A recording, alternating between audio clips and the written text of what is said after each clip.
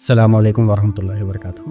ఒక సోదరుడు కామెంట్ చేసే ఒకసారి చూడండి. సూర్య చంద్రులను విశ్వాన్ని సృష్టించిన వాడు జీసస్ అని చెప్పాడు. వాస్తవంగా ఈ కామెంట్ చూసినప్పుడు జాలి ప్లస్ నవ్వు రెండు వచ్చింది. నిజంగా ఎవరైతే ఈ కామెంట్ చేశారో వారు నిజంగా బైబిల్ చదవలేనని తెలుసు. ఎందుకంటే బైబిల్లో స్పష్టంగా ఆదికాండం 1:1 ఉంది. ఆది యందు దేవుడు భూమి ఆకాశం సృజించెను. ఆ దేవుడు ఎవరు? వాళ్ళకి చాలా గట్టిగా చెప్తున్నాను.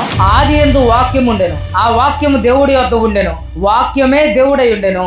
14వ వచనంలో ఆ వాక్యమే శరీరధారి అయి కృపా సత్య సంపూర్ణుడుగా మన మధ్య నివసించెను.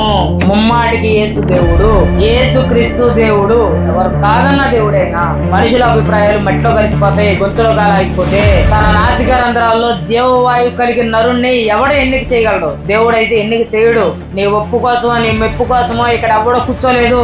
జరిగే కాలం జరిగిపోతుంది, రావాల్సిన ఉగ్రత వస్తుంది. ఎవడైతే మనుష్య కుమారుణ్ణి అంగీకరిస్తాడో వాడు మాత్రమే రక్షించబడతాడు.